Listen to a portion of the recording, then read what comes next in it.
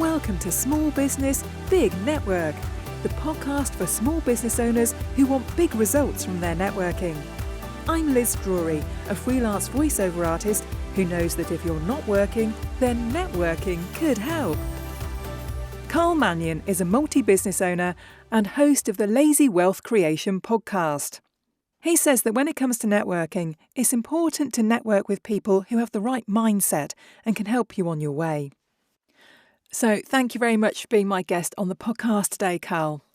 No, my pleasure. Thanks very much for the invitation. Now, you're a multi-business owner, you're a podcast host, but first of all, I'd like to know a bit about your background, Carl. What did you want to be when you were at school, and what was your first job? Well, when I was at school, I wanted to be a maths professor, not a teacher, a Ooh. professor, because I was very good at maths, or so my primary school teacher used to tell me. Yeah. So that was actually the first job that I wanted to do. Mm. And I ended up, my first job, I was an Avon lady. Were you? Yeah, aged 14.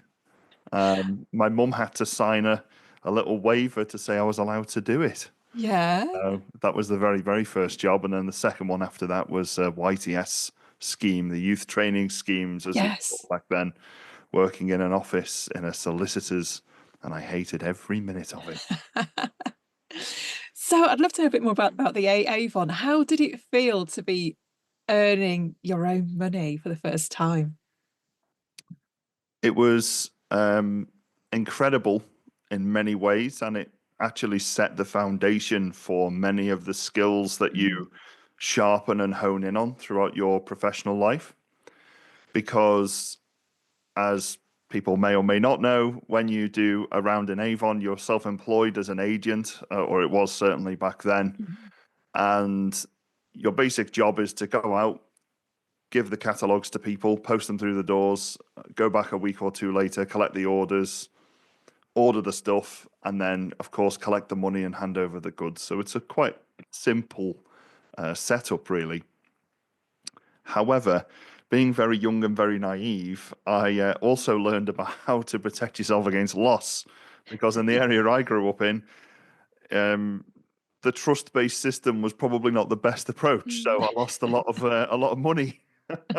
I remember one lady putting an order in. I still remember the amount, £74.38p, and she'd actually ordered some nice bras, which was really weird as a 14-year-old getting a delivery of bras to your house. And I went there and said, "Oh, I've got your Avon order." And she said, "Oh, I've got no money now." I said, "Okay, well, do you want to take it and then pay me later?" Yeah, absolutely. And later, of course, is still fast forward to 30 odd years later. I'm still waiting. I still see her in town as well, the lady. When I go into town, sometimes I'm like, "You owe me money." So yeah, there's some great lessons though. Yeah, very, very valuable. So, do you think that that's where your entrepreneurial spirit started with Avon?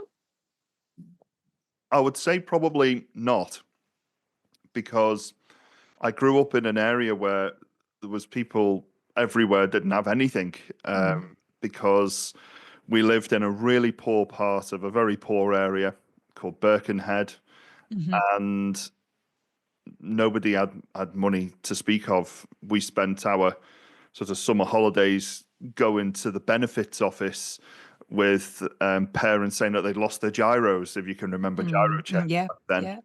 And, my day out was sitting in there on a Wednesday, listening to people screaming and headbutting walls and doing anything they could to get free money.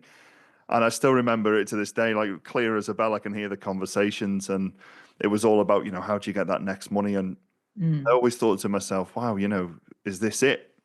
Even as a kid, I was like, I really don't want to do this. This isn't something for me. And like, I don't feel at home here, It's like a fish in a tree. Didn't quite make sense to me. So I knew I wanted to do something else, but I didn't have the tools or the knowledge to be able to know what the something else was. It was only later on, when I was about 14, when my whole life changed, and I started mixing with other people who were, I would say, probably we would call them middle class by today's definition. Both parents in work, couple of cars in the drive, And I was like, wow, how do they get cars? Because nobody had a car where I lived and things like that. And, just really, I was meant to be at a party with my friends and I spent too much time talking to their mums and dads and their older brothers because they had a car and stuff like that. Yeah. How did all this happen? And that really ignited something in me, which sort of has seen me right for the rest of my life, really. Yeah, yeah. So working in the office, YTS, that wasn't suiting you. So what happened next? What was the next step that you took? I applied for a Saturday job with a famous mutual finance organization, which I don't know if we're allowed to name them or not, so I won't for the time being. But it's a very famous building society, which is on the high street. Hmm. And they phoned me up and said, "Oh, we've got your application, but you've only applied for a Saturday job. Would you consider working here full time?" Ah, I was like, "Wow, yeah!" And it was £9,100 per year. whoa. So from 35 quid a week to nine Yeah, grand a year. I mean, that was worlds apart. yeah.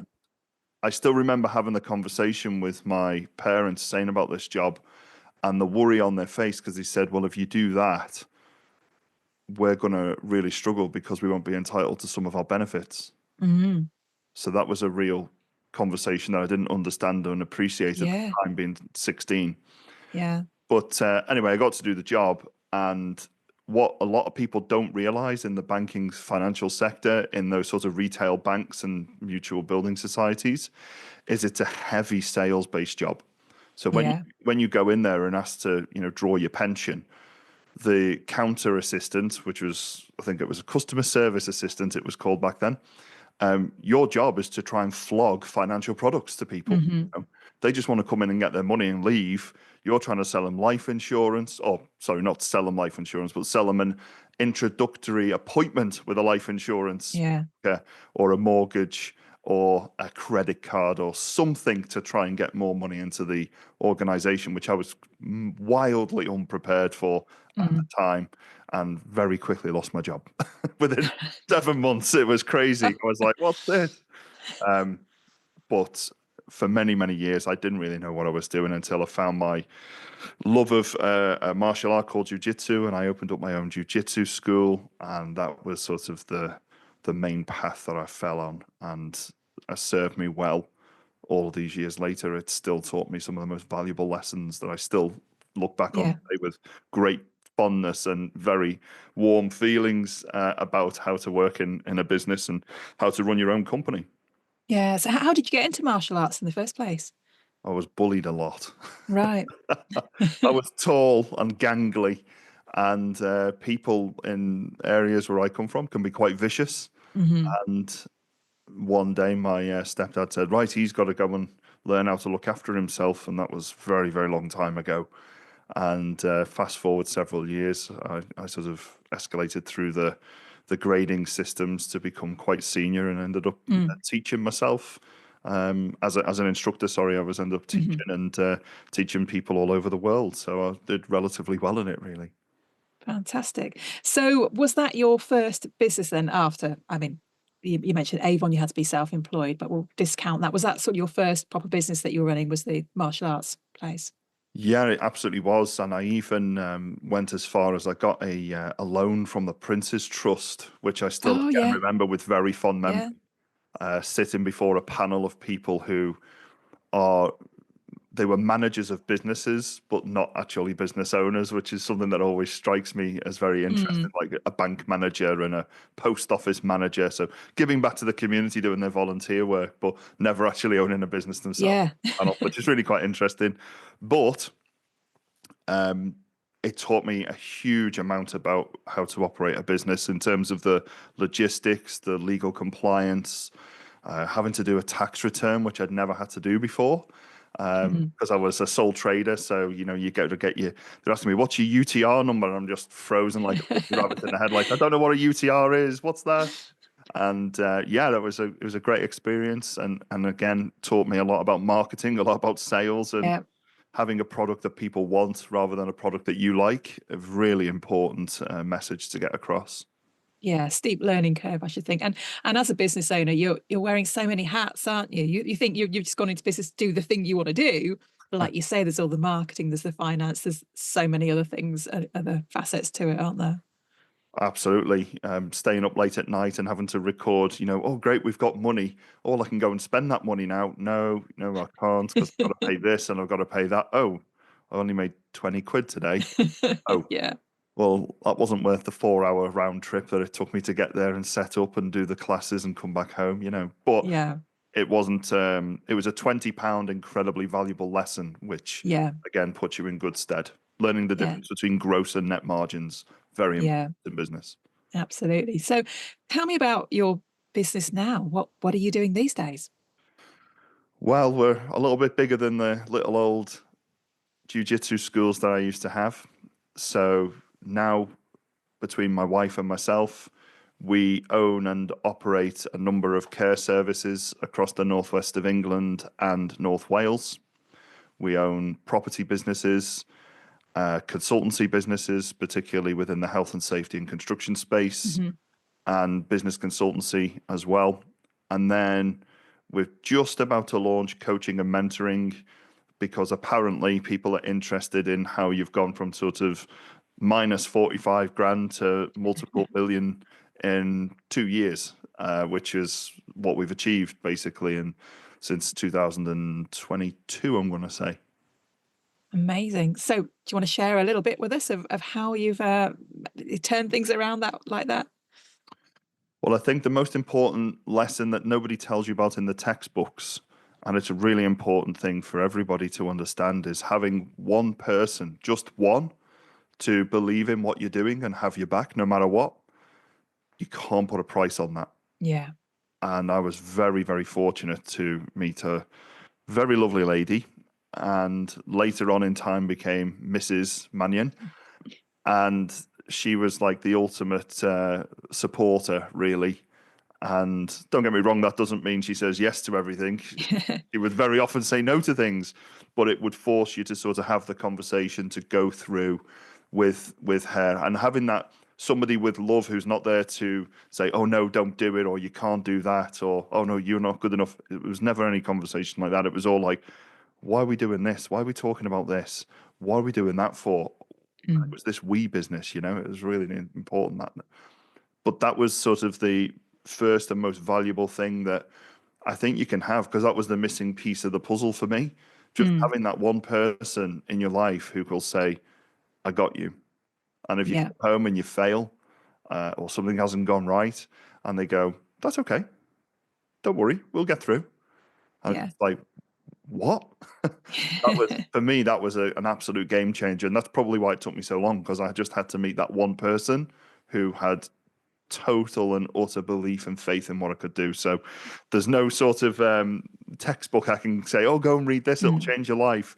There are books that have helped me, professional development books and personal development books.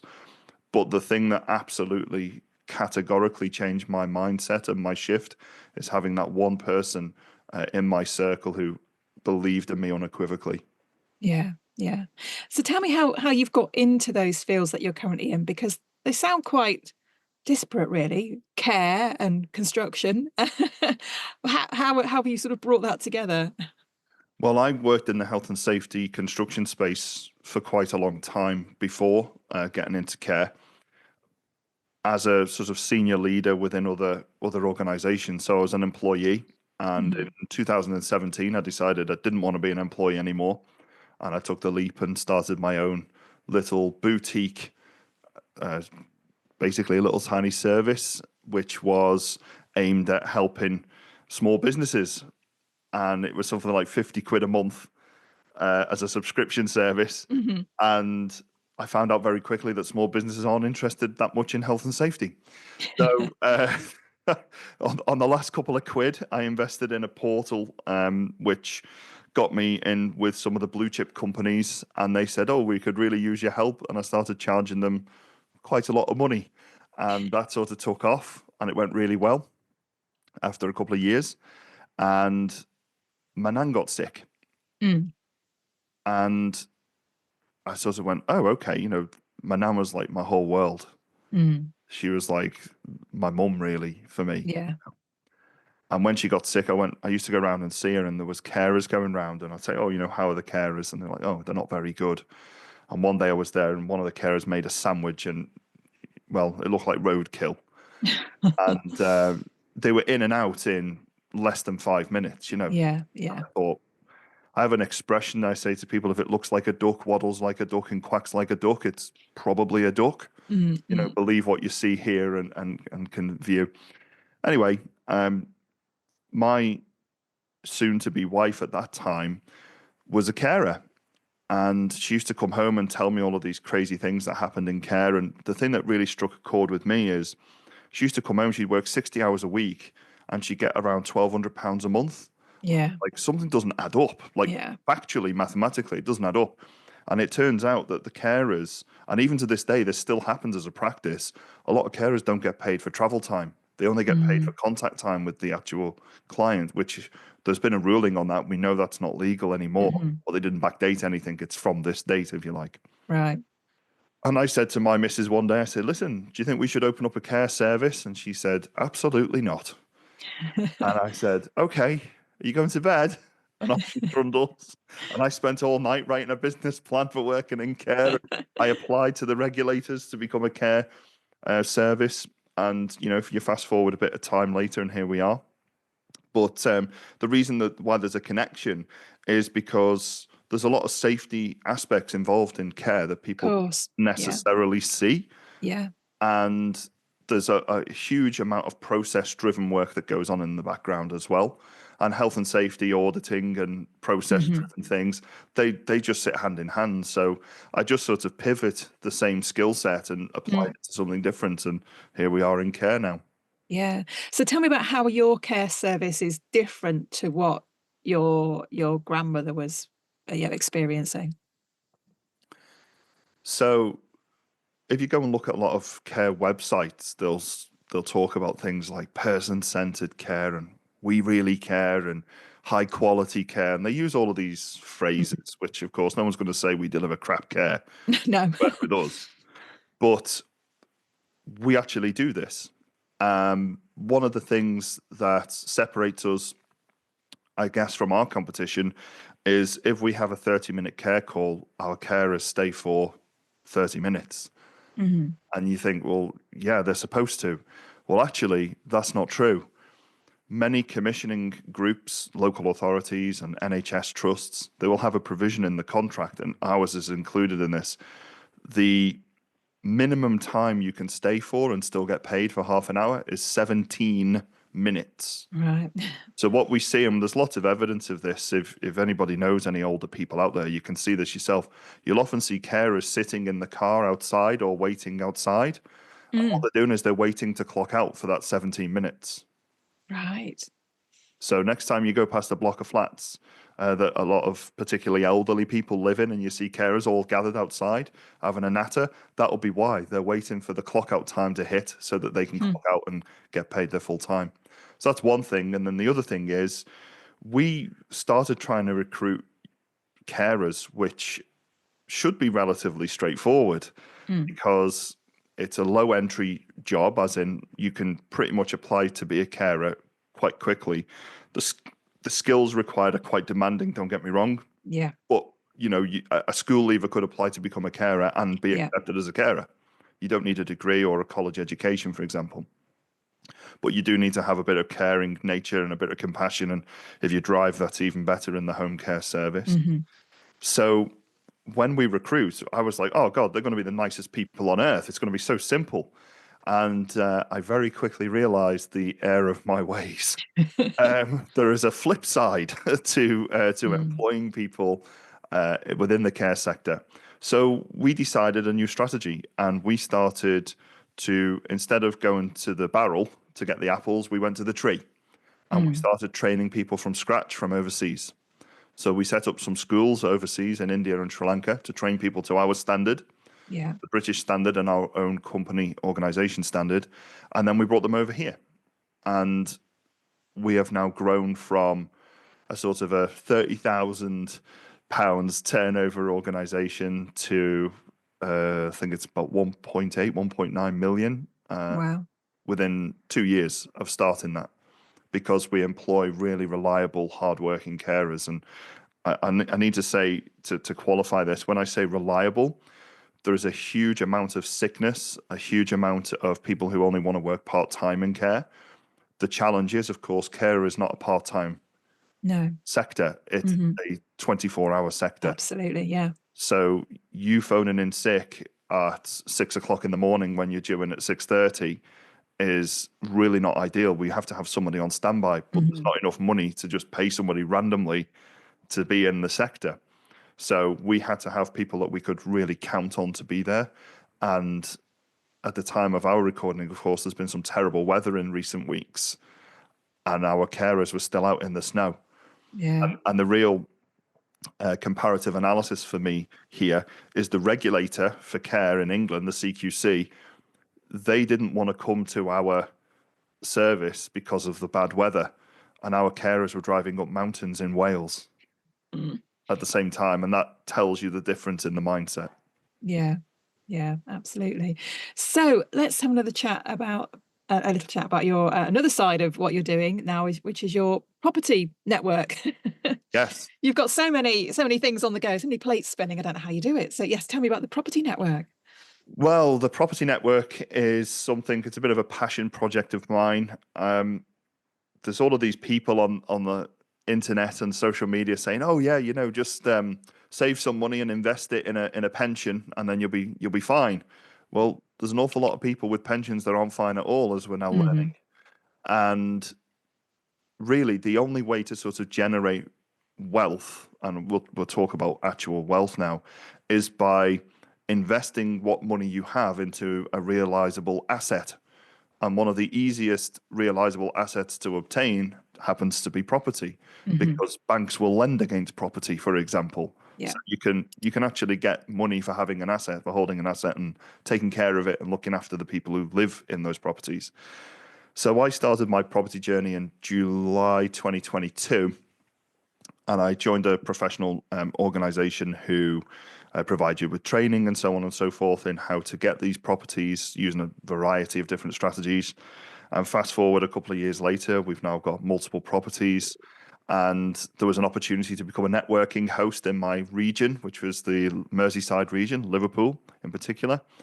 And I now host that, and I hopefully give a lot of people value every time they come to help them on their property journey and nudge them in the direction to help them on their way to getting some of those realizable assets and changing not only their lives, but the lives of the people that are in their circle as well, like the children, for example, in the future. Yeah. So how important is it to have a network? A network, wow. Your network is your net worth. And surrounding yourself with, let's do a comparison. If you surround yourself with people who are unhappy, who choose not to work, who choose to sort of stay at home all day, there is a very strong likelihood that you will adopt that same philosophy and that same mindset. However, if you surround yourself with people who are hungry to succeed, and when I say succeed, I mean to achieve tangible results, whether that's wealth or whether that's assets or some other sort of thing we can measure, and you surround yourself with people who are a little bit further ahead in the journey than you are, or even much further ahead in the journey than you are, the opportunity to learn and grow, they are exponential. So putting yourself in a room filled with people who are either on your level or above you or massively above you in terms of their achievement, that helps a great deal, especially when you're all in it together. Because what we find is people are often very, very supportive. Yeah. Particularly in our network, it's like a great big family. This isn't something I don't. People have to pay for a ticket to come to our network, but the amount of value that they get far exceeds the ticket cost. Because they get continual advice, guidance, and support all the way throughout the month. I think at the moment we charge £15, for example, and they get access to an absolute barrage of information to help them on their journey. I've had one-to-ones with people at my own cost, just really to help people get onto the property ladder, because there's no competition here. There's no sort of, oh, well, there's only 8 million houses left to refurbish in the UK, so I can't share my secret with you because I want all 8 billion of them. It would take me years, if not lifetimes, to do that. So it's an easy entry to access that knowledge and information, really, if you go to the right places Yeah. with the right. Yeah. Yeah. And do you network for your other businesses as well? Your care business and your your health and safety business? Yeah, it's a very different type of networking, but Mm. yes, absolutely, because some of the sectors that I work in are heavily regulated. So it just means it's not really an easy entry point. You have to go through a lot of detailed evaluation and audit before you're allowed to do that sort of thing. But I absolutely do network rigorously throughout my entire time. In fact, I probably spend more time now that I'm financially retired doing networking than any other activity, which is great. I love meeting new people and talking to people and learning about their experiences as well. And if I can give value to them, fantastic. If they can give value to me, brilliant. It's a mutual exchange of ideas. But the networking for me is a critical component of doing any sort of business, any sort of service where you want to add value to not only yourself but giving to others, which sort of is another really important lesson. It's not about taking; it's about giving. That Yeah. networking philosophy really that's most effective. Yeah, absolutely. And talking about giving, you are a podcast host too, and I think you give lots of useful information through your podcast. So tell me something about that and how that came about. Yeah. So when I was trying to get into property, I was broke. And I reached out to a number of really well-known property gurus at the time. And I said, look, I got no money, but I'm willing to be your busboy. I'll do whatever you want. I'll turn up for events. I'll set the stage. I'll do whatever it takes if you are prepared to, sort of give me that knowledge that I can go away and use. Anyway, probably surprisingly, none of them said yes at all. And I had to wait to get into quite a lot of debt to get my first course up and running, where I had to pay somebody £2,500 to go onto their training course. And then I had to split a further £10,000 to join their membership academy, which was highly expensive, split across 4 credit cards at the time. So it was a very high barrier to entry in terms of finances, because I didn't have 12.5 grand just knocking about. No. And I had to get myself into a lot of debt. And I still remember telling my wife, listen, love, I've done something. What have you done? And I told her, and she's like, what? Have you joined the cult or something? I was like, no, I promise I'm going to make it work. And obviously it has worked. But there was a really high barrier to entry. And it got me reflecting on this a little while ago, because I talk to people all the time and say, oh, but it's easy for you now because, you've got this and you've got that. I said, but I didn't start that way. I didn't have anything. So, well, what can I do that's different? And it got me thinking, well, there's lots of money everywhere in this country, in the UK and in the United States as well as other parts of the world, India and Bangladesh. But the problem is people haven't been educated how to access that money. So there's lots of people complaining about, oh, I've got no money, I'm poor, I don't have this, I don't have that. That's true. But the opportunity to earn money is actually everywhere. Yeah. What you have to do is start using your mind a little bit differently. So what I did is I thought, well, what things can I do for under 100 quid that can generate money for me, a side hustle?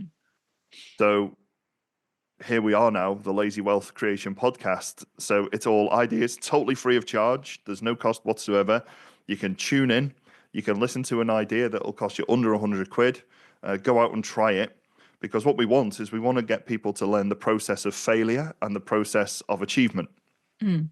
So, for example, one of my favorite ones, which is really easy to do, you can go to a charity shop, buy some nice clothes from a charity shop and sell them on Vinted. Yeah. As an example, you can buy 20 quid's worth of goods on the charity shop, sell them on eBay or on Vinted, make 30 quid. And you go, well, so what? What's 30 quid? Well, that's not the point. The point is you followed a process. Yeah. You learned how to do something in a process-driven way. And if you can do it to make 30 quid, you might be able to do it to make 300 quid. You might be able to do it to make 3,000 quid. And what we're trying to do is get people up to that level of education where They can follow that process. And then, of course, there is paid content they can then subscribe to. But I don't want people to just throw money at stuff. I want them to show us that they can follow a process first. So it's basically a way to help people out of poverty by helping themselves. Yeah. Fantastic. And so where can people find the podcast? Well, they can find it on YouTube, they can find it on Spotify, they can find it on Apple Podcasts and all other major outlets of podcasting just by searching Lazy Wealth Creation. And if people want to connect with you, Carl, what's the best way for them to do that? I'm an avid user of social media, so I'm on LinkedIn, Facebook, TikTok, Instagram, and again, if you just search for Lazy Wealth Creation, you will find me on all of those platforms. Fantastic. Well, thank you very much for being my guest. We could have talked a lot longer, I know, Carl, but yeah, thank you very much. I've really enjoyed getting to know you. Thanks very much for the invite. Thanks for listening to Small Business, Big Network. If you found this podcast useful, please do rate, review and subscribe. And don't forget to share it with the rest of your network too.